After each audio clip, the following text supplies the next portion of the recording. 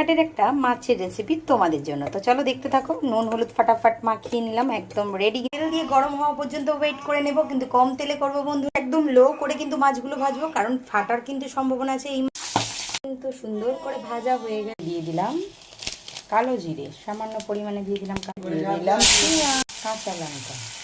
এবার এটাকে ভাজা পর্যন্ত আমি কিন্তু ওয়েট করে যাবো। গরম হওয়ার জন্য সামান্য একটু নুন দিয়ে কিন্তু ভাজা ভাজা করে নিতে দিয়ে দিতে হবে একটু টমেটো সস, কারণ এখানে টমেটো ইউজ করতে পারতাম, কিন্তু আমার কাছে টমেটো ছিল না। বাটিতে গুলে নিয়েছি লঙ্কা গুঁড়ো, জিরে গুঁড়ো, হলুদ গুঁড়ো, সেই জলটাকে এবারে, আর সঙ্গে রয়েছে নুন, এটাকে আমি এর মধ্যে দিয়ে দেবো। দেখো এটাকে কিন্তু এবারে ভালো করে আমি ফুটিয়ে নেব। ঝোলটা ফোটা অবস্থায় মাছগুলোকে আমি কিন্তু ঝোলের মধ্যে ছেড়ে দিয়ে বেশ খানিকক্ষণ ফুটতে দিলেই কিন্তু আমার মাছের ঝোল একদম রেডি। পাবদা মাছের হালকা পাতলা ঝোল। এইভাবে তোমরা কিন্তু করেই খেতে পারো, দারুণ টেস্ট হয় বন্ধুরা। তো চলো, নতুন ভিডিও দেখার জন্য আমার চ্যানেলটা কিন্তু সাবস্ক্রাইব করতে ভুলো না।